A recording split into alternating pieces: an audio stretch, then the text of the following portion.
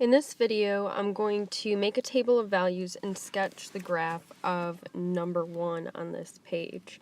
So first I kind of want to just look at my equation and make a table of values that I'm going to plot, so x and y.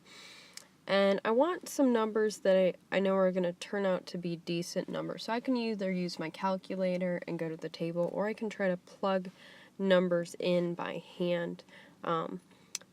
Since x is in the exponent, 0 is always a good number to plug in because I know that anything to the 0 power is going to give me 1. 1's good also because the 1 exponent just gives me back the base.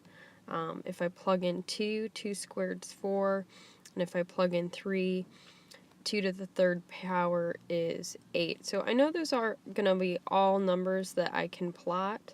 I may also want to plug in some negative numbers. So 2 to the negative 1 is going to be half. And as I plug in larger magnitude negative numbers, that fraction is going to get smaller and smaller. It's going to be really hard to graph those. Also, I know that if I plugged in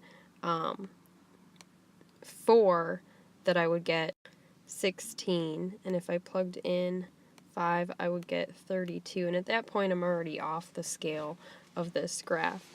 So now I'm just going to plot some points. I'm going to start with -1, that's going to be 1/2, and then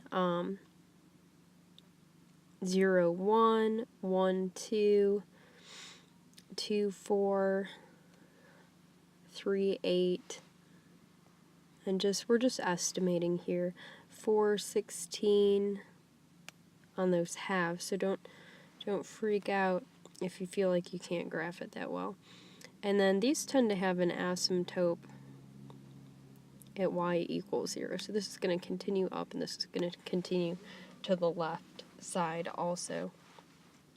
So if you are having trouble plotting number 2, what I would suggest to you is that you try some negative values for x, because we're starting with a fraction base. So if I increase positive numbers for x, that fraction is just going to get smaller and smaller as I continue to multiply it by fractions. But if I plug in negative exponents, negative numbers for x, like -2, then I know that fraction's going to flip around and I'm going to get larger numbers because we're going to have decay.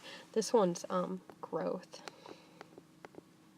So you need to know and be able to label those on the test also, if it's growth or decay.